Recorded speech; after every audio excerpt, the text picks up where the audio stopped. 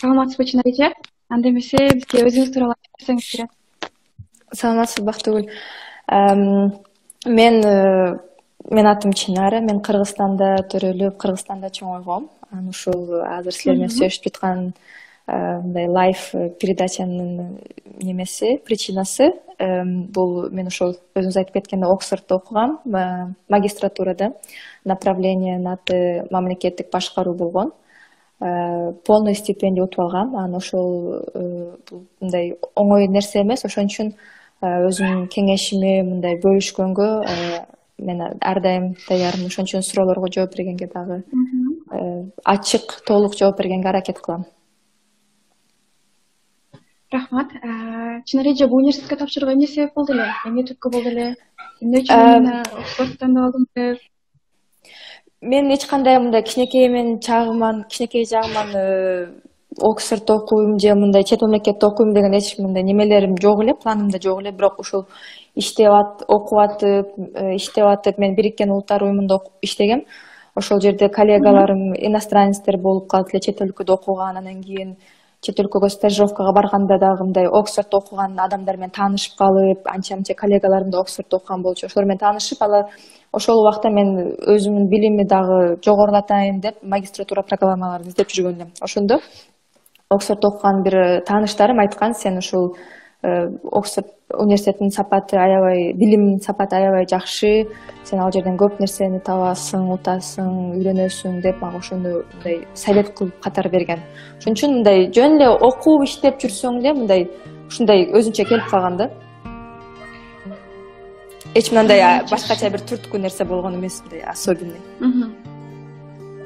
Түшүнүктүү.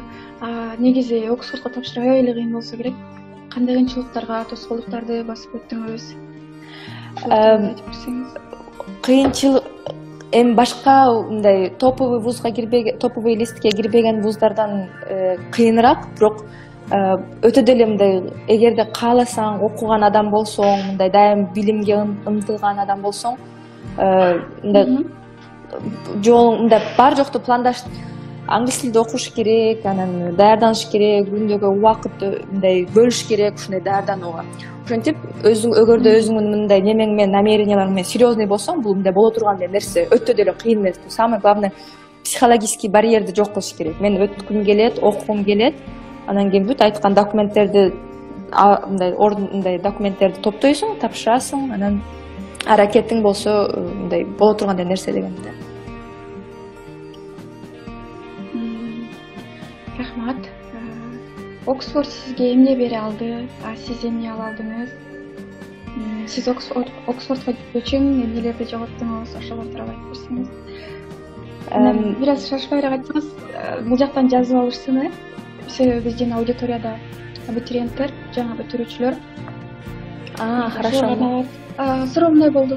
Оксфорд сизге эмне бере алды? Эмне ала алдыңыз? Оксфордто окуган артыкчылыктар. Биринчи бул эми сөзсүз билимдин жогорку мындай сапаты, ошону айтат, сөзсүз түрдө ошону айтыш керек, бирок аны мындай бардыгы эле айтат, ошону четке мынча отургузуп турсак, четке койсок, бул менин оюмча бул тааныш билиш, мындай достор. Себеби Оксфордко дайым мындай ар мамлекеттин өзүнүн мындай бир лидерлери келет да, экономика боюнча кыйын адамдар, жакшы мындай билими жогору адамдар, же политика боюнча, же философия боюнча ар мамлекеттен аябай мындай эң жакшы представительдер менен чогуу окуу, алардан үйрөнүү, алар менен дос болуп калуу, анан кийин бул чоң мындай немеде мындай пайдалуу нерсе. Анан окуу бүтөт, 1 жылдык магистратура Великобританияда окуп бүтөт, бирок алар менен дайым дос болуп каласың. Дос болуп калып, анан кийин жашооңдо бир кыйынчылыктар же бир кеңеш керек болсо, алар менен дайым байланышасың, алардын мамлекетинин негизинде мындай бир суроолорду бересиң, мындай өзүнчө кеңеш, ментор, достор, мындай дайым ошолордон үйрөнүп турасың. Ошон үчүн менин оюмча бул башкача айтканда network деп коет. Бул бүт дүйнө менен мындай байланышуу, анан ошолордун билим менен мындай сотрудничество болуу дегенде, ошол катары мага аябай пайдалуу алып келди деп ойлойт элем. Анан кийин эмне мындай эмне жоготту же мындай энергия же мындай убакыт өтө өзү университетке даярданган көп убакыт алат. Убакыт, энергия көп. Бул убакытта сен англис тил даярданышың керек же резюмең жазышың керек. Ошон үчүн ошолду мындай такыр жок кылып койбойсуң, конечно, бирок мындай азайтасың да. Азыраак ойногону барасың, азыраак достору менен көрүшөсүң. Ошону азыраак болот, себеби окууга даярдануу бул убакыт алат. Ошон үчүн ошого даяр болуш керек.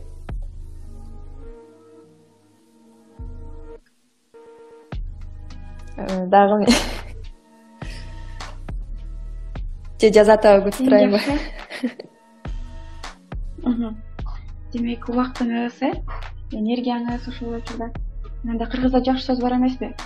100 сомуң болгончо 100 досуң болсун деген. Демек, аябай көп жакшы досторду арттырам. Себеби көптөгөн мындай зарубежный вуздарга IELTS боюнча 6 балл менен өтсөң болот да, бул мындай средний балл.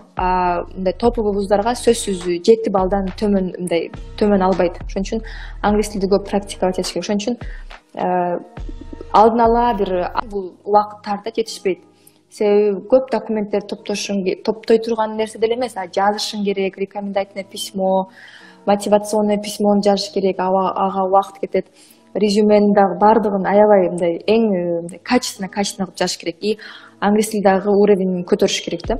Ошон үчүн мен эгерде Оксфордко именно ушундай топовый вузга даярданам десеңер, алдын ала 1-2 жыл минимум алдын ала даярданып башташ керек. Андан кийин маалыматты канча алыш керек? Мен дайым маалыматты Оксфорддун университетинин өзүнөн алат элем. Себеби эң официальный, эң туура маалыматты только алар өздөрүнүн сайтына жазышат да. Себеби өздөрү кабыл алат документтерди и ошон үчүн өздөрү кабыл алгандан кийин только өздөрү туура маалыматты бериш керек. Анан көп суроолор чыгат, мындай дагы дополнительный информация алгың келет. Ошон үчүн дайым адамдар уялбай, дайым почта жазылган болот алдында. Почтага жазыш керек. Менде мындай суроолор калды. Ошон үчүн ушул суроолорго мага жооп керек десе, университет дайым жооп берет. Ошон үчүн дайым коммуникация болгондо, информация, маалымат алганда так ошол университеттин өзүнөн алыш керек. Дагы көп башкача сайттар. Бирок ал жерде официальный информация болбойт да, туура эмес болуп калышы мүмкүн. Демек, мен түшүнгөнүмө караганда дедлайндар декабрь айында башталат экен, Декабрь айында. Канча сиз башында айтып кетпедиңизби, Оксфордко тапшыруу үчүн 2 жылдай убакытта даярданыш керек депчи. Анан азыр бизде аудиториябызда бул көбүнесе абитуриенттер да, алар сразу эле ошол мектептен бүткөндөн кийин тапшырыш алышабы, мүмкүнчүлүктөрү барбы, же биринчи бакалаврларын бүтүп алып, биздин өзүбүздүн өлкөдөн же башка жактан анан магистрге тапшырыш керекпи? Бул адам мен оюмча өздөрү чечет. Мисалы бакалаврга тапшырам деген ой болсо, мектептен кийин тапшыргандай. Например, ОРТга деле адамдар бир жыл даярданышат го, туурабы? ОРТны жакшы тапшырыш үчүн. Ошон үчүн мен оюмча Оксфордко деле ошондой минимум 1 жыл даярданыш керек да. Туура неме документтерди топтоп, документтерди топтоп дегенде мен айтпайм, полкадан алып документти мынтип коюшуп, мындай онлайн кылып койбойсуң, ал документти жазыш керек, особенно мотивационный катты. Мотивационный биринчи мындай скелетин жазасың, анан кийин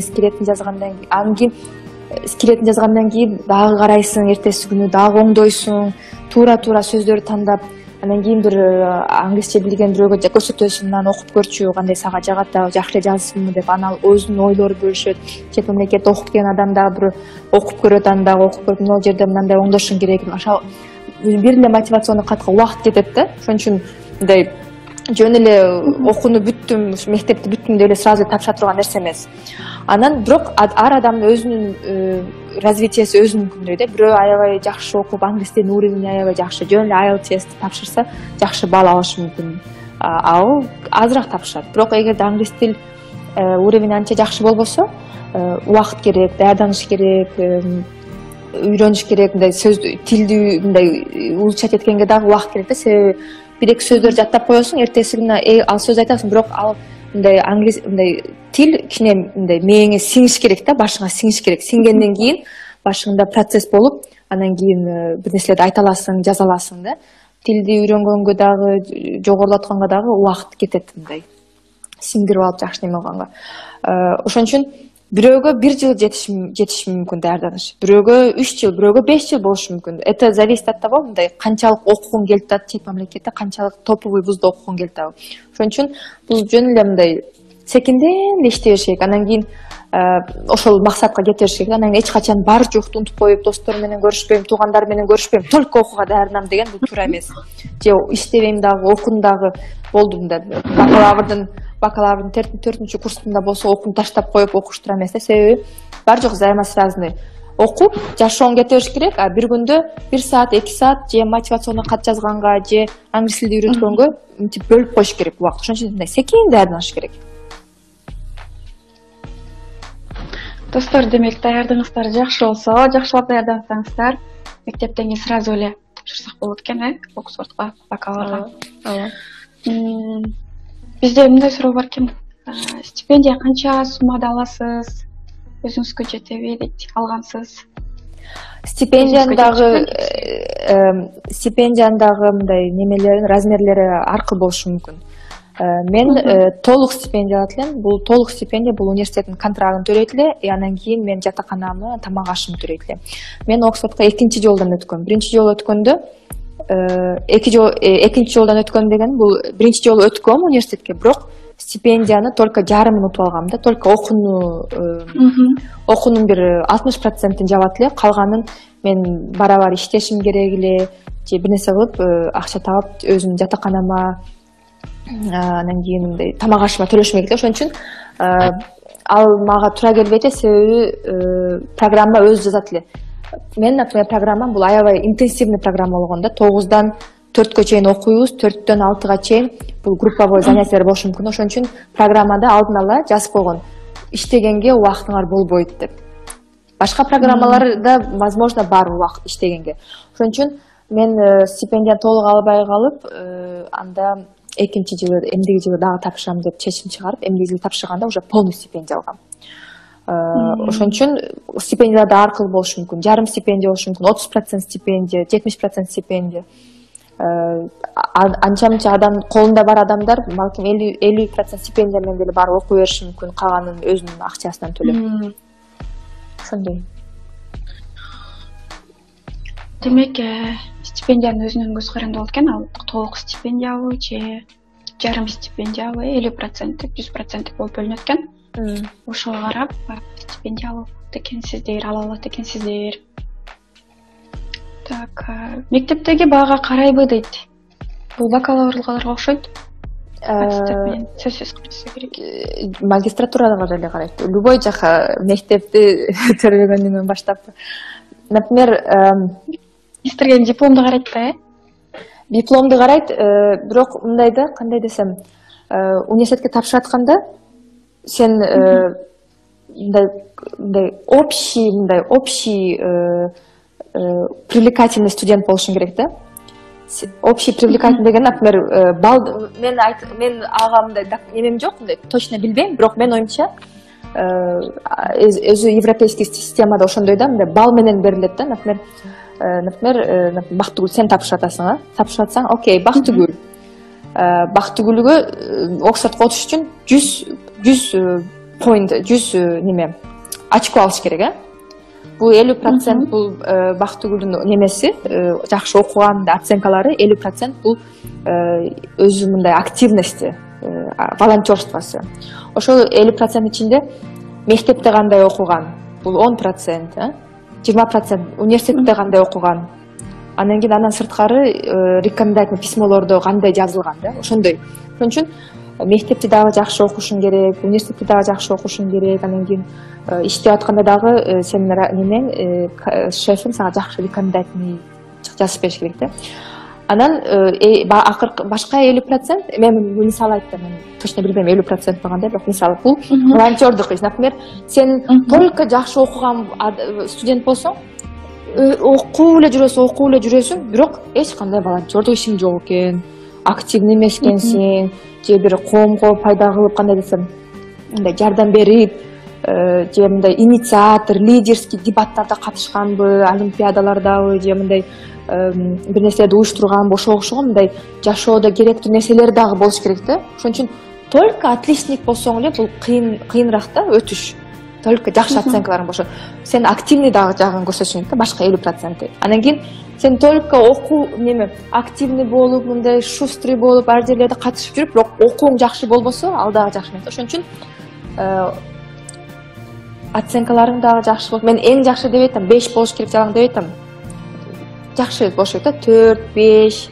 Анан кийин волонтёрдук бир НПОлордо иштеп жүргөн, дебатта катышып жүргөн, олимпиадада катышып жүргөндөй активный, ар жагынан мындай комплекстүү развитияңы сен ошол резюме менен көрсөтөсүң. Ошону адамдар карап, очко берип, анан кийин өтөсүң ошонун негизинде. Демек, достор, окуу эле тим болбостон, коомдук иш-чараларга да активдүү катышат экенбиз, волонтер болот экенбиз, сертификаттарды чогултат экенбиз. Ооба. Бул жакта мындай суроо бар экен да. Алмашуу программалары барбы дейт. Мисалы, Кыргызстанда окуп атса? Ооба, мен окуп жүргөндө бир БГУда, по-моему, бир неме студент эмес, бирок мындай докторантурада иштеп окуп жүргөн адам эже келип бир семестр окуп кеткен да Оксфордто. Ошон үчүн ошондой алмашууну билем. БГУда, по-моему, иштей биле же окуй биле. Мындай именно Кыргызстандагы университеттер менен сотрудничестволор жөнүндө уккан эмесмин. Бирок болушу мүмкүн, мен билбейм чындыгында. Негизи алмашуу программалары менен барып окуп келгендер болгон экен. Биз дагы бул боюнча тактаганга аракет кылабыз, анан сиздерге маалымат беребиз, тактап карап. Кийинки суроо болсо мындай, ушул дүйнөлүк масштабдагы университеттердин биздин университеттерден артыкчылыгы же айырмачылыгы эмнеде, өзгөчөлүктөрү ошол тууралуу айтып берсеңиз. Мен оюмча бул дүйнөлүк университет, ар университет өзүнүн бир өзгөчөлүгү менен мындай студенттерди тарткан аракет кылып да. Мен көргөн өзгөчө, например, мен Москвада окуган менен Москвадагы университеттин образование системасы все равно мындай советский эле да, советский убагында калып турган мындай. Билесиң, лекция окуйт, бир мындай бир пожилой профессор окуйт, анан кийин кетет. Болду, түшүндүңбү, түшүнбөдүңбү, анан жакшы билесиң. Мен Оксфордто окуп жүргөндө бул бир жуманын ичинде сага бере турган билимди чайнап, мындай ар жактан берип, акыры мындай эң жакшы окубаган адамды дагы түшүндүрүп коет да. Мисалы, свобода слова деген, скажем, свобода слова деген топик, свобода слова. Ошонун мааниси кандай маанилүү. Биринчи понедельник лекция өтөт. Профессор свобода слова жөнүндө айтып берет, терминдерди, теорияларды бүтүп берет. Экинчи күнү, вторник же среда, уже практика болот. Свобода слова на примере там Северной и Южной Кореи деп мындай на примере действительных государств мындай талкуулайт. Анан кийин үчүнчү күнү студенттерди бөлүп, групповая работа кылып, презентация кылдырат ошо свобода слова боюнча. Анан четверг күнү өзүнчө дагы бир там чаепитие с преподавателем на свободную тему деп ошол свобода боюнча дагы өткөзөт. Ошон үчүн бир теманы бир жуманын ичинде ар жактан мындай башкача кылып алып келип акыры сага мындай сиңдирет да билимди. Анан экинчи мен оюмча бул аябай көп немелер, китептер жазылат. Оксфордтон аябай бестселлер болуп калат. Көп дүйнөдө адамдар окушат ошол китепти. Ошол китепти жазган адамдар сага сабак берет да. Анан кийин ошол китепти жазган профессорлор сага сабак берсе, ошол эле прямо ошол профессордон суроолорду бере аласың. Бул жерде эмнеге мынтип жаздыңыз же мындай деп, мындай уникальная возможность да бул дагы. Ошону мисал калтырат. Мисаллар көп, бирок ушул азыр башыма келет. Демек, достор, артыкчылыктарынын бири бул эң негизгиси билим берүү системасында экен. Жана да ушул дүйнө жүзүндө колдонулуп жаткан биздин окуу китептери дейбизби? Ошолордун жазуучулары, профессорлордун өздөрү сабак берет экен. Ошолор менен жүзмө жүз көрүшүүгө, алардын өзүнөн сабак алуу мүмкүнчүлүктөрү болот экен. Бизде кийинки суроо сизге угулуп жатабы? Угулуп атабы? Угулуп атат. Менде болгондо катып калды бул жакта экран. Угулуп атат. Бизде кийинки суроо моундай экен. Документтерди англис тилинде которуу боюнча. То есть документтерди англис тилинде которуу кантип которсок болот? Ошол кайсы документтер, например, дипломдун копиясын тапшырыш керек. Ооба, дипломдун копиясы. Например, мен өзүм эле которгом.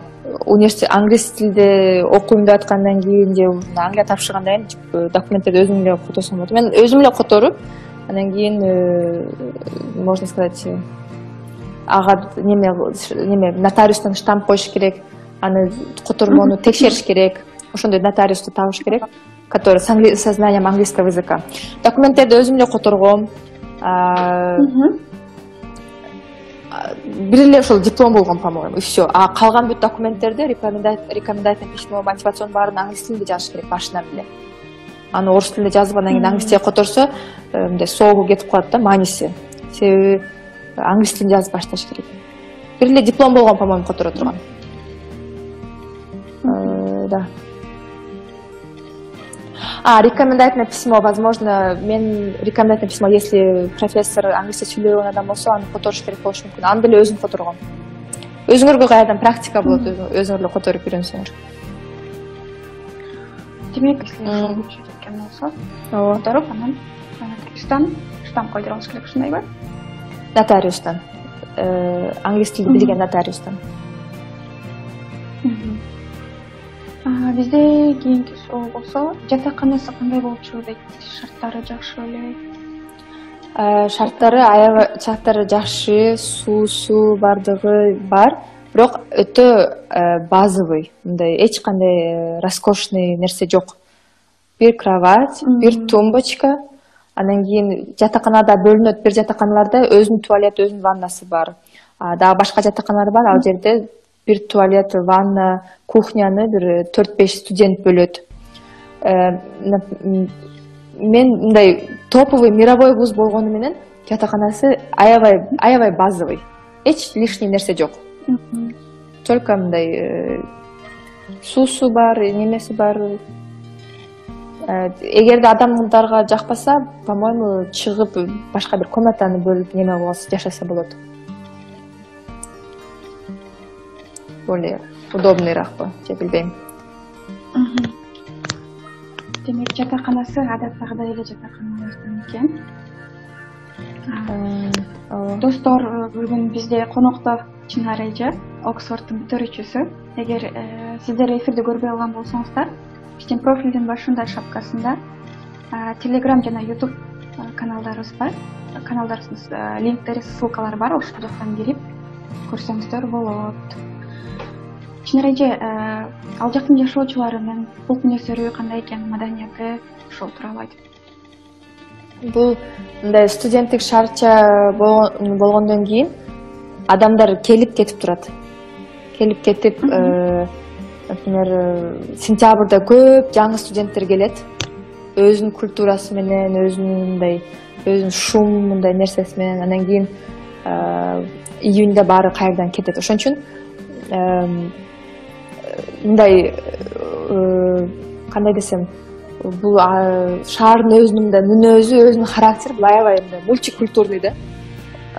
Каждый адам бирөө Индиядан келет, бирөө Сингапурдан, бирөө США-дан келет, ар мамлекеттерден келип, каждый келип өзүнүн бир культурасын алып келип, мындай особенный культура да ал жерде.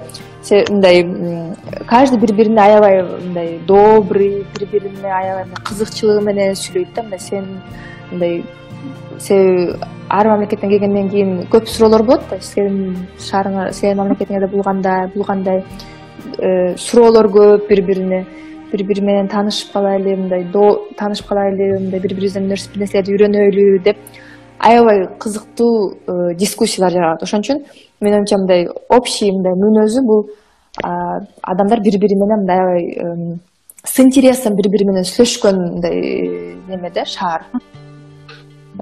А в целом аябай добрый, вежливый бири-бирине адамдар. Чет өлкөдөн келген студенттерге каралган шарттары дейт, өзгөчө шарттар кандай түзүлгөн ушул? Мисалы, сиз бул жактан барганда тосуп алгандар болду беле аэропорттон? Или өзүңүз таап бардыңыз такси менен? Жок, андай жок. Себеби Оксфорддун өзү бул бүт мамлекеттен эмес, бүт дүйнөдөн келет да.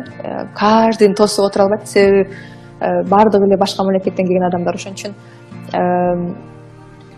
мындай, эгерде кандай десем, бирок окууга тапшырганыңда, окууга өткөнүңдө алар түшүнөт, что башка мамлекеттен келет адамдар, башка мамлекеттин неме окууга өткөндө, точно окуйм болгондо алар сага мындай неме жөнөтөт, кат жөнөтөт, ичинде баардыгын түшүндүрөт.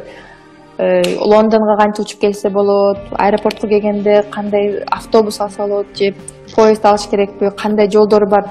Буклет жөнөтөт, ошонун ичинде бүт информация бар. Кандай кийим алыш керек, погода кандай болот, бүт мындай ошого мелкий сүрөлөрдү, жатакананы кантип издеш керек, ошол окууга өтсөң эле болду. Калган бүт маалыматты буклет менен же интернеттен мындай ссылка менен жөнөтөт. Визаны кантип алыш керек, бүт ошондой нерселерди. Эң кыйын мындай татаал нерсе бул окууга өтүш эле да. Окууга өттүңбү, стипендия алдыңбы, всё. Калган нерсе бул мелкий нерсе, бүтө турган нерсе. Демек, биринчи окууга өтүп алышыбыз керек экен, Окууга өтүш үчүн жакшы окуш керек, волонтерить этиш керек. Достор, демек, волонтер болобуз. Баарыбыз бүгүндөн баштап жакшылап окуйбуз. Анан Оксфордду көздөй чамдайбыз, Чынар эже, келечекте кандай пландарыңыз бар? Кыргызстанга кайтып келесизби? Же Европада калып иштейин деп атасызбы? Билбейм, конечно, кайтып келем, бирок азыркы пландарым ошол окууну бүтүп, ушул азыркы ушул жылы проекттерди неме кылып бүтүрүп, точно мындай, кандай десем, эртеге эмне болот экенин айтыш кыйын. Азыр мындай коронавирус болуп кетти, бар жок өзгөрүлүп, пландарды өзгөртүп. Бирок самое главное ошол коомго, Кыргызстанга пайда келтирген максатым бул аябай мындай дайым мени менен жүрөт. Оюмда. Демек, жакынкы жылдарда Кыргызстанга кайтууну пландабай элесиз? Пландабай элесиз? Жакынкы жылдарда Кыргызстанга кайтып келип, Кыргызстанда да иш кылсам, иштесем деген ойлоруңуз барбы? Мен азыркы неме кылып аткан проектим бул тыгыз Кыргызстан менен байланыштуу да. Ошон үчүн Кыргызстан менен эле неме кыла турган нерсе. Ошон үчүн кандай кайтып келип, точно Кыргызстанда жашап, мекениңизге кайтып келейин деген оюңуз барбы? Пока жок. Пока жок, Түшүнүктүү.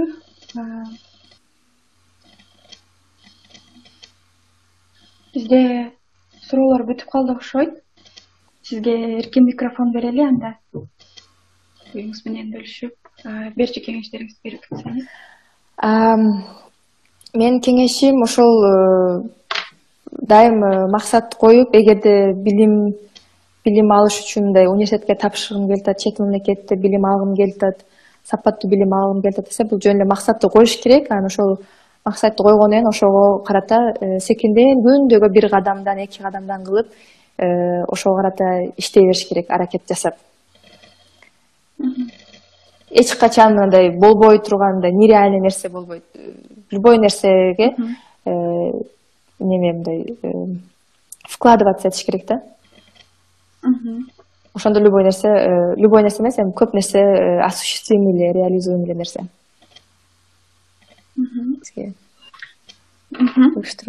Достор, демек, биринчи максатыбызды коет экенбиз. Ошол максатыбызга коюп, анын аркасында талбай эмгектенип, баарысына жетишсек болот экен, мүмкүн эмес нерсенин өзү жок экен. Мынакей Чынар эже өзү айтып кетти. Чынар эже, убактыңызды бөлүп келип бергениңизге чоң рахмат. Ыраазычылык сизге. Рахмат, Актыгүл. Силерге чоң рахмат. Аман эсен болуңуз. Дагы бир жолу чоң рахмат. Рахмат, жакшы кыла. Саламатта калыңыз. Дагы бир сире айта кетсем, сиздер менен сөз кылдык. Эгерде сиздер бул эфирди көрүп жетишпей калган болсоңуздар, биздин профилдин башында Telegram, YouTube жана Facebook баракчаларыбыздын линктери, ссылкалары бар. ошол жактан кирип көрсөңүздөр болот.